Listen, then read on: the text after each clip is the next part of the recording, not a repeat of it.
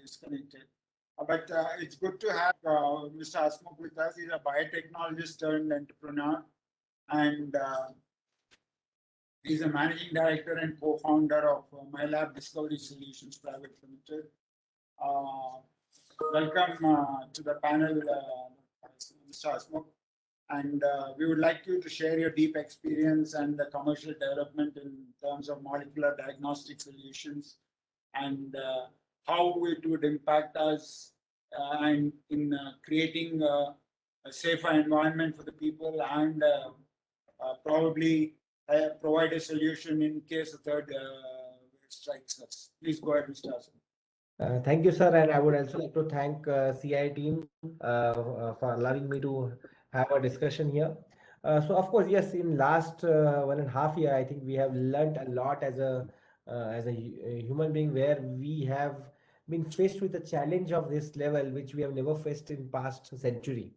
I think, except from the World War, we have not shown such a we have not such faced such a tough time, but we still proved that we can be how resilient as a human and would still look into solving the problem. So with respect to the diagnostic industry, I would like to add maybe the lessons what we have learned, and I would like to share those. So if I just want to break down in 2 or 3 points, I would like to say that first of all, what we have understood the importance of technology in diagnostics, most importantly molecular diagnostics.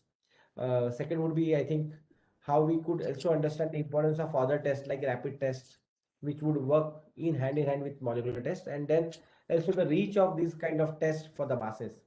So to give you an idea, maybe 2 years or 2.5 years back, we have been very few companies in India, maybe very first to launch a molecular test.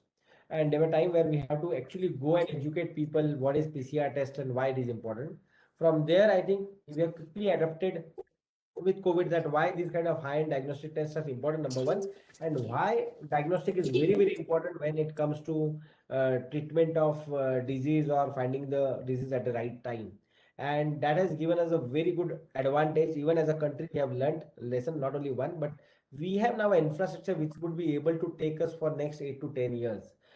We were in April last year, March last year, there was only 1 or 2 labs which were doing COVID tests, and now we have almost 4,000 centers where this kind of testing can happen. So we as a country have developed an infrastructure which would be able to not only take care of COVID, but hepatitis, dengue, be it TB. We would be able to address most of these diseases, including cancer, in future. So this is what is the adaptability what we have understood as a country. Secondly, also we knew that though rapid tests are there, but they also have their own advantage. We as a MyLab, we were first to launch first COVID PCR test, but we parallelly launched the first antigen test and now first self-use test as well.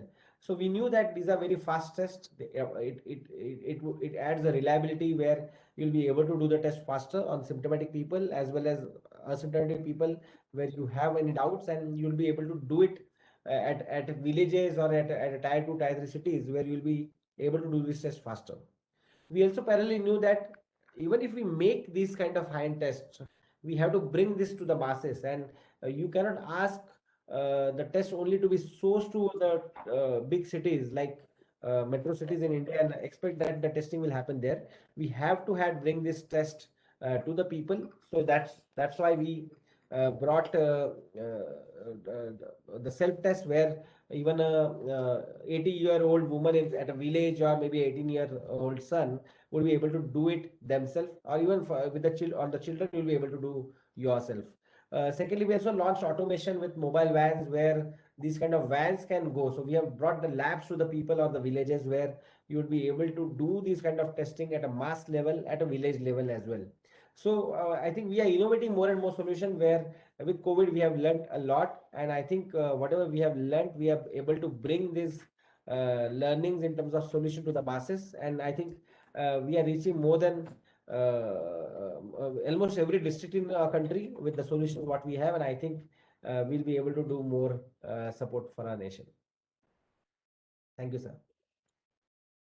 I had a question for Dr. Hasmukh.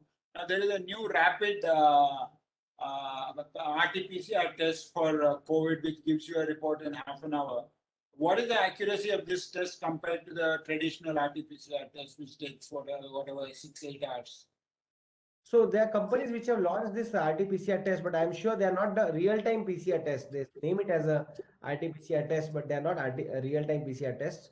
They are normal PCR tests where you have to read it, read the results yourself. Of course, they will not have a sensitivity as good as the real-time PCR traditional method, which takes around 2.5 or 3 hours in the traditional lab settings. Thank you.